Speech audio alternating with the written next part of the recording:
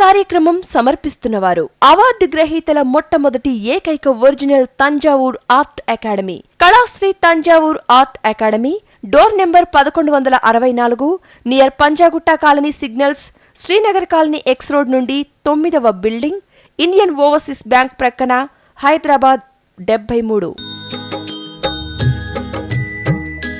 श्रीमन्नारायण नारायण हरि हरि, श्रीमन्नारायण नारायण हरि हरि. త్రికళా జ్ఞానంలోనికి సుస్వాగతం. श्रीमन्नारायण नारायण हरि हरि, श्रीमन्नारायण नारायण हरि हरि. ప్రతి వారం ఓ వరంగా తరం తరం నిరంతరం తరించే చిత్రముద్రలు, అభయవరద ముద్రలు, అందులో దాగిన అదృష్ట చిహ్నాలు ప్రతివారం మీకు అందిస్తున్నాను. ఈ వారం దశావతారాలలో దాగిన విజ్ఞానం గురించి తెలుసుకుందాం. దశావతారాలలో నుండి శ్రీకృష్ణ అవతారం వరకు అందులో దాగిన విజ్ఞానం ఏంటో నేను వివరించి చెప్తున్నాను. శ్రీకృష్ణ అవతారం అన్నదే అన్ని కళలు మూర్తీభవించిన ఆరాధ్య దైవం ఎవరంటే ఆ నల్లని కృష్ణుడే. ఆ నల్లని కృష్ణుడు అని ఎందుకు అంటున్నానంటే, మేఘవర్ణం ఆయన మేని ఛాయ, విశ్వం యొక్క వర్ణం కూడా అదే. విశ్వం అన్నది విష్ణు అన్నది ఒక్కటే. అటువంటి నల్లనయ్య చల్లగా వెన్నను దొంగిలించి ఎన్నో కొంట చేష్టలతో ఆబాల గోపాలాన్ని మురిపించి గోపికల్ని తరింపజేశాడు, వాళ్ళ మనసుల్ని హరించాడు. శ్రీహరిగా వారి హృదయ స్థానంలో పీఠం వేసుకుని కూర్చున్నాడు. భగవద్గీతని ఉపదేశించిన మహోన్నత మూర్తిగా విశ్వరూపం చూపించాడు. మానవ జీవన పరిణామంలో పరిపూర్ణ పురుషుడెవరయ్యా అంటే శ్రీకృష్ణుడే. దశావతారాలలో మొట్టమొదటిది మత్స్యావతారం. పూర్తిగా ఈ జగమంతా జలమయమైనప్పుడు మొట్టమొదటి జీవిగా ఆవిర్భవించింది మీనావతారమే.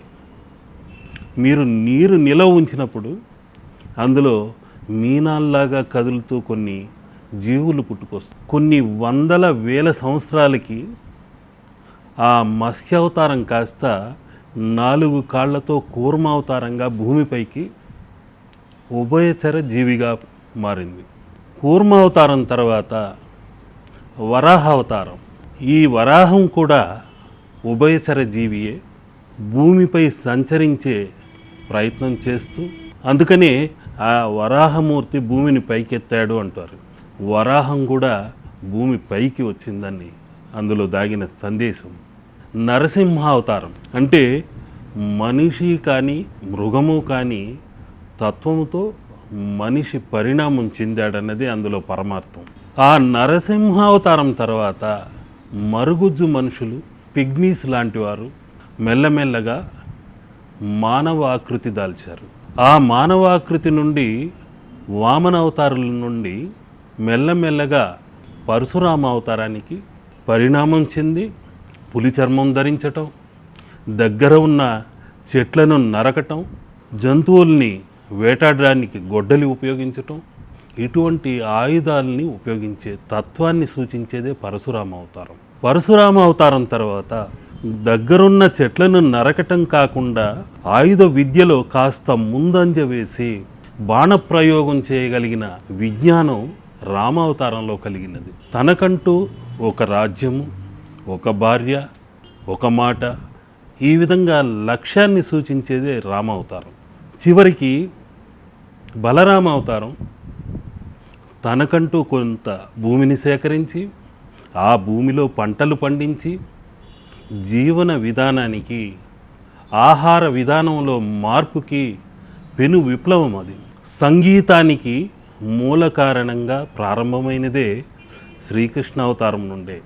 ఆ శ్రీకృష్ణుడు వెదురు మొక్కని కూడా పిల్లన గ్రోవిగా చేసి ఆ వేణుగానముతో ఆబాల గోపాలాన్నే కాదు పశు పక్షాదులను కూడా పరవశింపచేశాడు, మైమరిపింపచేసి వశీకరణ చేసుకున్నాడు. అటువంటి వేణునాదము అద్భుతమైన సంకేత చిహ్నం కూడా. ఆ పిల్లన గ్రోవి ప్రతి మనిషిలోని వెన్నెముకకు సంకేతం. అది వెన్నెముక అని ఎందుకు చెప్తున్నానంటే, ఆ వెన్ను పూసలోనే 7 చక్రాలు దాగి ఉన్నాయి. షట్చక్రాల తర్వాత 7వది సహస్రారం. కుండలిని మూలాధార చక్రమైతే, ఆ తర్వాతది స్వాధిష్టానమైతే, ఆ తరువాతది మణిపూరకమైతే, ఆ తరువాతది అనాహతమై, ఆ తరువాతది విశుద్ధమై, ఆజ్ఞాచక్రమై, సహస్రారమై, సప్త స్వరాలను పలికించే జీవనాదమది, ప్రాణ సంకేతమది. ఆయన ఏ క్షణాన ఏ రంధ్రాన్ని బంధించి మరో జన్మను ప్రసాదిస్తాడో, ఏ దిశగా ఆ శబ్ద తరంగాలు ప్రయాణించి మరో జన్మకు అవకాశం కల్పిస్తుందో అంతా మాయా లీలలవి. ఆ కృష్ణమాయ అంతు చెక్కనిది. అందుకని ఆ పిల్లన గ్రోవి షట్చక్రాలకి, సహస్రారంతో సప్తమ చక్రానికి సంకేతము. ఆ పిల్లన గ్రోవి మన వెన్నెముకకు, ప్రాణానికి కూడా పలికించేది, ఆడించేది సర్వము ఆ పరమాత్ముడే. శ్రీకృష్ణుడికి ముఖ్యమైన అలంకరణలో చోటు చేసుకున్న ఒక నెమలి పింఛం ఒకటి ఉంది. ఆ నెమలి పింఛాన్ని ఆయన కిరీటంలో మణిమకుటంగా ఉన్నత స్థానంలో పెట్టాడు. నెమలి మగపక్షి కంటి నుండి అశ్రువుని స్వీకరించి గర్భధారణ దాలుస్తుంది. అద్భుతమైన జీవ ప్రక్రియ అది. అందుకని ఆ పక్షి పవిత్రమైనది. ఆకాశాన వర్షం వస్తే రాకమునిపే ఆ ఆకాశం నుండి వస్తున్న అదృష్ట తరంగాలు దానికి సునాయాసంగా అందుతాయి. పురివిప్పి నాట్యం ఆడుతుంది. అంతేకాకుండా సప్తవర్ణ సమ్మేళనం అందులో దాగి ఉంది. అందుకని నేను చిత్రాల్లో చిత్రించేటప్పుడు ఆ శ్రీకృష్ణుడి మణిమకుటమైన నెమలి పింఛంలో తెల్లటి కిరణాన్ని మొదట బిందువుగా చేసి, ఆ కిరణం నుండి సప్తాశ్వరథమారూఢం అన్నారు. అంటే ఆ కిరణం నుండి సప్త వర్ణాలతో ఆ ఒక్కొక్క నెమలి ఈక వెలువడి, సప్తవర్ణాలే కాదు నవగ్రహతత్వమైన వర్ణాన్ని కూడా పుణికిపుచ్చుకొని ప్రపంచంలోని అన్ని రంగులని ప్రదర్శింపచేసి నయనానందకరంగా ఉంటుంది నెమలి పింఛం. మరే పక్షికి లేనటువంటి వర్ణాలన్నీ ఈ నెమలి పింఛానికే ఉంది. అందుకని కృష్ణుణ్ణి చిత్రించేటప్పుడు నవగ్రహ ప్రార్థన చేసి, ఆ నవగ్రహ వర్ణనతో, ఒక్కొక్క గ్రహతత్వమైన వర్ణనతో, చంద్రుడికి తెల్లటి వర్ణము, మంగళకారకమైన అరుణవర్ణము, బుధవర్ణమైన పచ్చని వర్ణము, గురువర్ణమైన పసుపు వర్ణము, శుక్రవర్ణమైన ఎర్రటి వర్ణము, శనివర్ణమైన నల్లటి వర్ణము, సూర్యవర్ణమైన మహా తేజోవంతమైన మెరుపు తత్వము, ఇవన్నింటినీ మేళవించి సంగమం చేసి గంగాజలంతో చిత్రించగలిగితే, ఆ చిత్రం మన ఇంట ప్రతిష్ఠించగలిగితే తప్పనిసరిగా అదృష్టపు పంట పండి తీరాలి. ఆ ఇంటిలోని ప్రతి సమస్య తొలగిపోవాలి. ఆ శ్రీహరి ఉద్దేశ్యం అదే. హరింపచేయటమే ఆ హరి ఉద్దేశ్యం. మనల్ని తరింపచేయటమే ఆయన ఉద్దేశ్యం. అందుకని ఆ నెమలి పింఛానికి ప్రాముఖ్యత ఇచ్చి తన కిరీటాన్ని ధరించాడు. అద్భుతమైన సంకేతాన్ని ఆ రోజుల్లోనే మనకు అందజేశాడు. అంతేకాదు, ఆ నెమలి ఒక్కటే సంభోగ క్రియకు పాల్పడటం లేదు. తను కూడా ఆజన్మ బ్రహ్మచారినేనని ఒక ఉదంతం తెలిపాడు. ఆ ఆజన్మ బ్రహ్మచారిగా, రాజయోగిగా ఆ శ్రీకృష్ణుడు యోగతత్వాన్ని ఎప్పుడో తెలిపాడు. విశ్వరూపాన్ని అర్జునుడికి చూపించాడు. విశ్వంలో దాగిన అణువులోని అద్భుత తత్వాన్ని గీతోపదేశంతో తెలియచేశాడు. అంతేకాకుండా నవనీత కృష్ణుడు అని పిలిపించుకున్నాడు. నవనీతము అంటే 9 అమృత తత్వమైన వెన్న తింటున్నట్టు ఉన్న కృష్ణుణ్ణి మన ఇంట్లో ప్రతిష్ఠిస్తే అద్భుతమైన అమృత తరంగాలు ఆ చిత్రంలో నుండి కుటుంబంలోని అందరికీ అంది జ్ఞానాన్ని ప్రసాదించేది, ఆరోగ్యపరమైనది, ఆరోగ్యకరమైనది కూడా. అందుకని నవనీత కృష్ణుడు ఇంట ఉంటే ఎటువంటి ఆరోగ్య సమస్యలు రావని చెబుతుంటాను. వాస్తు ప్రకారం కూడా నవనీత కృష్ణుణ్ణి పడక గదుల ముందు కానివ్వండి, హాల్లో కానివ్వండి ప్రతిష్ఠ చేయగలిగితే నిజమైన ఆవు పేడతో, ఆయన గోపాలుడు కాబట్టి ఆ గోమాత యొక్క పేడతో శుభ్రం చేసిన క్యాన్వాస్ క్లాత్పై ఆ శ్రీకృష్ణ చిత్రం చిత్రించగలిగితే ఎన్ని వందల సంవత్సరాలైనా ఆ చిత్రం క్రిమికీటకాదుల బాధ నుండి తప్పించి అద్భుతంగా ఎలా ఉందో అలాగే చిరస్థాయిగా ఉంటుంది. ఎటువంటి బూజు చేరదు, క్రిమి నాశిని కూడా. ప్రపంచంలో ఎటువంటి మలమైన దుర్వాసన వస్తుంది, కానీ ఈ జీవికి మాత్రం గోమాత యొక్క పేడ మాత్రం దుర్వాసన అంటూ రాదు. ఆ శ్రీకృష్ణుడు, ఆ పరమాత్ముడు గోమాత యొక్క విలువ ఆనాడే తెలిపాడు.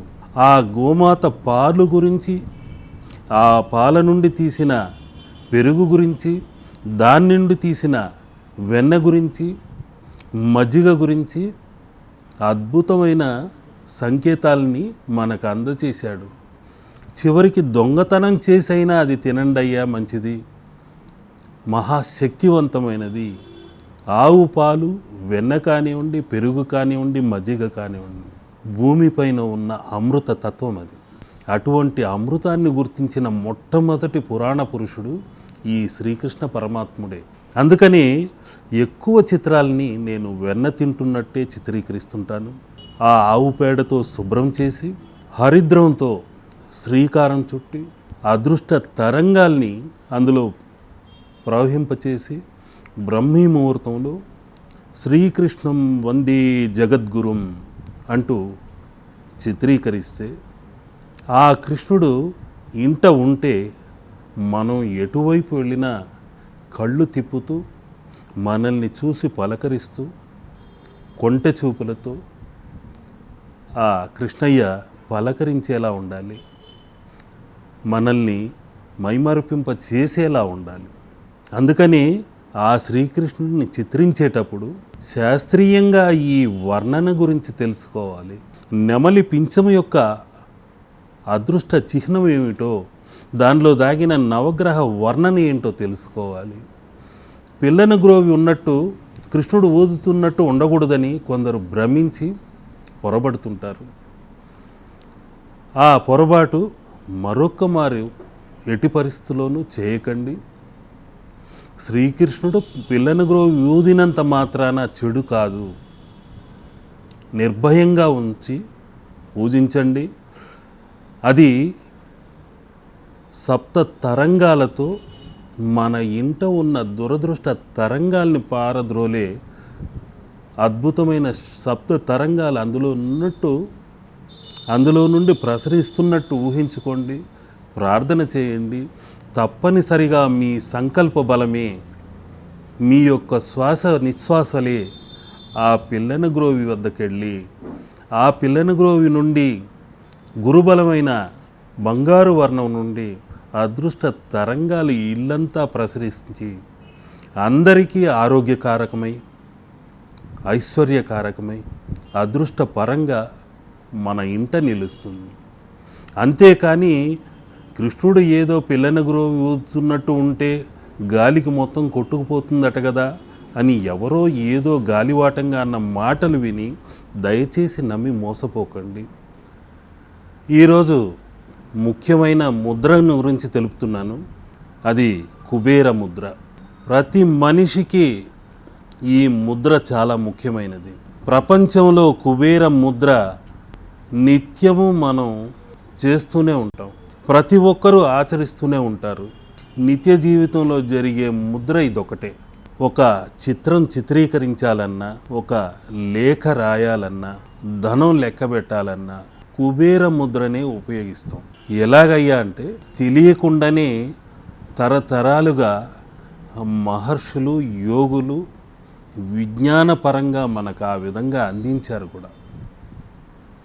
ఒక పెన్ను కానివ్వండి, కుంచె కానివ్వండి, ఏదైనా పట్టుకున్నప్పుడు ఈ 3 వేళ్లతో పట్టుకోము, ఈ 3 వేళ్లతోనే పట్టుకుంటాం. ఈ 3 వేళ్లతో పట్టుకొని చిత్రీకరిస్తుంటాం, లిఖిస్తుంటాం. ఆ తర్వాత ధనం పట్టుకున్నా కూడా లెక్క పెడుతున్నప్పుడు ఈ 3 వేళ్లతోనే పట్టుకుంటాం. ఈ 3 వేళ్లతోనే ఇలా లెక్కేస్తాం, కానీ ఇలా లెక్క పెట్టం. ఎందుకయ్యా ఈ 3 వేళ్లనే ఉపయోగించాల్సి వచ్చింది అని ఆలోచిస్తే అద్భుతమైన పరమార్థం అందులో దాగి ఉంది. దాని గురించి ఈరోజు తెలుసుకుందాం. ఈ ముఖ్యమైన కుబేర ముద్ర అందరూ ఆచరించండి. దయచేసి ఈ ముద్రని సక్రమంగా కాకుండా వక్రంగా ఇలా ఎంచితే ఎలా ఉంటుందనో, ఇలా లిఖిస్తే ఎలా ఉంటుందనో ప్రయోగాలు చేయకండి. తెలియకుండానే మన ఆత్మలో దాగిన్న పరమాత్మ ఆ విధంగా మన దగ్గర చేయిస్తున్నాడు అనేది గుర్తుంచుకోండి. ఈ ముద్ర ఎలా ఉంటుందంటే, ఈ జలముద్ర తత్వమైన చిటికెన వేలు చంద్రస్థానాన్ని ఇలా నొక్కిపట్టి చంద్రతత్వమైన మనోకారకమైన స్థానాన్ని బలం చేస్తుంది. ఈ పృథ్వీతత్వమైన ముద్ర ఇలా శుక్రస్థానాన్ని నొక్కిపట్టి ఆ పృథ్వీతత్వాన్ని, ఇంటిని బలం చేస్తుంది. అంతేకాకుండా ఇది ఆకాశతత్వము, ఇంకొకటేమో వాయుతత్వము, ఇది అగ్నితత్వము. ఈ 3 ఊర్ధ్వముఖంగా ఇలా ఉంటాయి. అగ్ని కానివ్వండి, వాయువు కానివ్వండి, ఆకాశం కానివ్వండి, ఇవన్నీ ఊర్ధ్వ తత్వానికి సంబంధించినవి. ఇవి 2 ఇలా ఉన్నప్పుడు అధోముఖంగా ఉన్నవి ఏంటయ్యా అంటే జలము, భూమి. అందుకనే ఇది కుబేర ముద్ర అయింది. ఊర్ధ్వతత్వంతో పైకి ఎదగాలని ఈ ముద్రని ఇలా ఒక ముంగీస ఆకారంలో నేను ఇప్పుడు చిత్రీకరించి చూపిస్తున్నాను. ముంగీస అన్నది సర్పదోషాన్ని, ఛాయని, దరిద్రపు ఛాయల్ని తొలగించి పారద్రోలే తత్వం అది. ఆ ముంగీస తత్వము ఇలా ఉంటుంది ఆకారంలో. నేను ఇప్పుడు చిత్రించి చూపిస్తున్నాను. అంతేకాకుండా మనం ధనం లెక్క పెట్టేటప్పుడు కూడా ఈ ఆకాశతత్వంతో, ఈ వాయుతత్వంతో, ఈ తేజోమయమైన అగ్నితత్వంతో ఇలా లెక్కిస్తుంటాం. ఈ లెక్కించేటప్పుడు లాభం 2, 3 అంటూ లెక్కిస్తాం. ఈ ముద్ర అతి పవిత్రమైనది. కాబట్టి ఈ ముద్రను చేసేటప్పుడు ఓం కుబేరాయ నమః, ఓం వైశ్రవణాయ నమః అనుకుంటూ ఓ 10 నిమిషాలు ఇలాగే ఉండండి. ఊర్ధ్వముఖంగా ఈ ముద్రను చేస్తూ అందులోని ముంగీసను చూడండి. ఈ ముంగీస కుబేరుడి యొక్క పెంపుడు జంతువు అన్నది మీరు గుర్తుంచుకోండి. ఆ ముంగీస మీ ఇంట ఉన్న సర్పదోషాల్ని, దరిద్ర దోషాల్ని, ఛాయాదోషాల్ని పారదోలుతున్నట్టు కొద్దిసేపు 10 నిమిషాలు తీక్షణంగా అటువైపు చూస్తూ ఉండండి. ఈ ముంగీస మెల్లగా ఆ సర్పదోషాన్ని పారద్రోలినట్టు భావించి ఇలా ఈ 3 వేళ్లతోనే విదిలించండి. తప్పనిసరిగా ఈ తరంగాలు బయటకు వెలువడి మీ ఇంట ఉన్న మలిన దోషాలన్నింటినీ, దరిద్ర దోషాలన్నింటినీ బయటకు పారద్రోలుతుంది. ఈ ముద్రను తప్పనిసరిగా మీరు ప్రయోగించి చూడండి, అద్భుతమైన ఫలితాలు కలుగుతాయి. అగ్ని ఎప్పుడు కానీ ఊర్ధ్వముఖంగా వెలుగుతుందే కానీ అధోముఖంగా వెలగదు. వాయువు కూడా అంతే, భూమి పైకి ఊర్ధ్వముఖంగా ప్రయాణిస్తుందే కానీ అధోముఖంగా ఎప్పుడు కిందికి పడిపోదు. అదేవిధంగా ఆకాశం ఆ దివి తత్వానికి సంబంధించినది. దివి నుండి భూమికి అద్భుత తరంగాలను ఇలా కిందికి తీసుకొచ్చి తేజోమయమైన జీవితాంతో ఏకమై వాయుతత్వంతో లయమై త్రివేణీ సంగమముగా మారే ముద్ర ప్రపంచంలో ఇదొక్కటే. ఆ దివిలోని శ్రీమన్నారాయణుడి వైపు ఉన్న శ్రీమన్మహాలక్ష్మి ఆకాశతత్వమే ఈ మధ్యవేలు, వాయుతత్వమే నాదశబ్దమే వాగ్దేవి సరస్వతి వేలు ఇదే, తేజోమయమైన అగ్ని తత్వమే పార్వతీదేవి ఈ బొటనవేలు. ఈ త్రివేణి సంగమం, ఈ త్రికళల సంగమం, ఈ 3 వేళ్ళు ఇదే కుబేర ముద్ర. ప్రపంచంలో ముఖ్యమైన ముద్ర ఇదొక్కటే అవుతుంది. ఈ తంత్ర విద్యలోని అతి ముఖ్యమైన ముద్రని ఈరోజు మీకు తెలుపుతున్నాను. ఇప్పుడు మీరు చేయవలసిందల్లా ఒక్క ముఖ్యమైన సంకేతం చూడండి. ఇక్కడ కొద్దిసేపు నిశితంగా చూస్తూ ఈ చేతిలో ఒక బంగారు నాణ్యం ఉన్నట్టు, ఆ నాణ్యంపై మహాలక్ష్మి కూర్చున్నట్టు, పద్మాసనంతో స్థిరలక్ష్మిగా స్వర్ణలక్ష్మిగా అందులో ప్రత్యక్షమైనట్టు భావించి ఊహించి చూస్తూ ఉండండి. 10 నిమిషాలకి మీ బొటనవేలు దగ్గర నుండి అద్భుతమైన బంగారు నాణ్యం కనిపించినట్లు మీ మనోదృష్టికి అందుతుంది.